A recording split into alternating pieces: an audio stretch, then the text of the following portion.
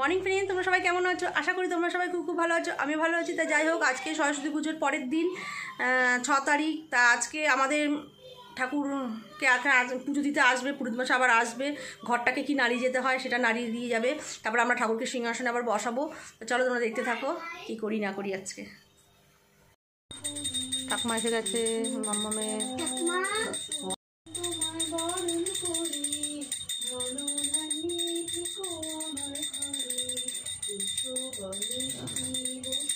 চলে এসেছে।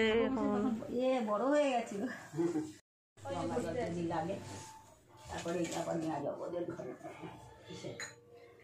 কোথায় পুজো হচ্ছে মা? ওখানে বলছো কোথায় পুজো হচ্ছে?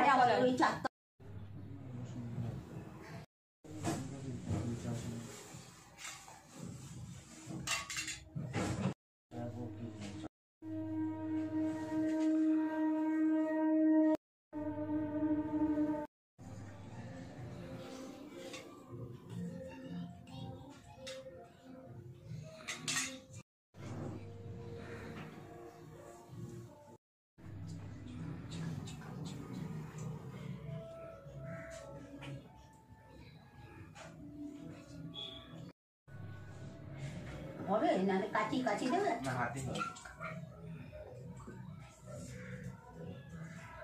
24 টাকা 11 টাকা দিয়ে আছে।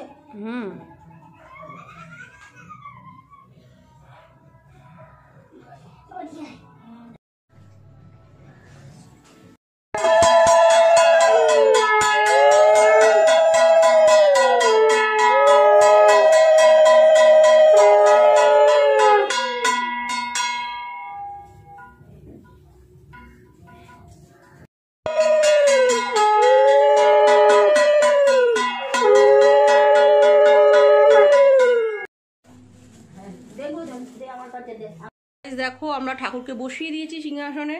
ঠাকুরের জায়গায় ঠাকুরকে বসিয়ে দিয়েছি, দেখতে পাচ্ছ তোমরা। এই দেখো, ঠাকুরটা সত্যি অপূর্ব হয়েছে। সত্যি হয়েছে, সে বলার মতন না। খুব সুন্দর হয়েছে ঠাকুরটা। দেখো তোমরা সবাই দেখে তোমরা কমেন্ট করে জানিও আমার সরস্বতী ঠাকুর আমাদের কেমন হয়েছে। দেখো, আমার এটা গণেশ ঠাকুর, গণপতি বাবা, আর আমাদের গুরুদেব এই যে।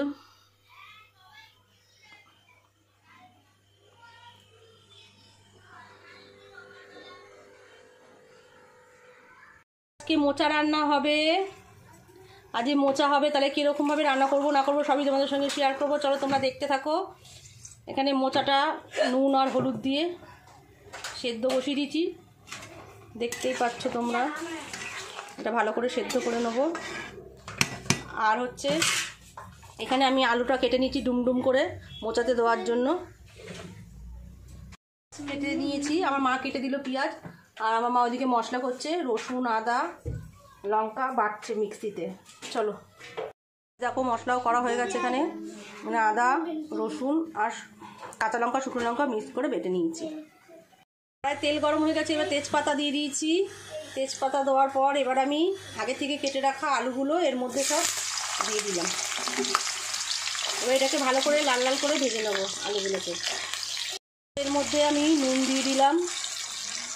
এবার এর মধ্যে আমি হলুদ দিয়ে দিলাম। নুন হলুদ দিয়ে এবার ভালো করে এটাকে ভেজে নেবো লাল লাল করে।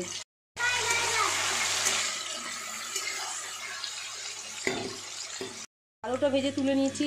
এবার এর মধ্যে আমি আগে থেকে কেটে রাখা পেঁয়াজগুলো দিয়ে দিলাম। এবার এটাকে আমি ভালো করে ভেজে নেবো পেঁয়াজগুলো।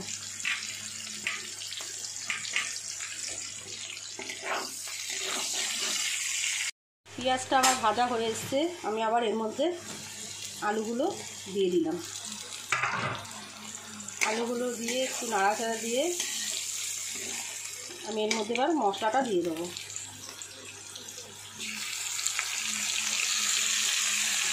এর মধ্যে মশলাটা দিয়ে এবার আমি এটাকে ভালো করে কষিয়ে নেবো।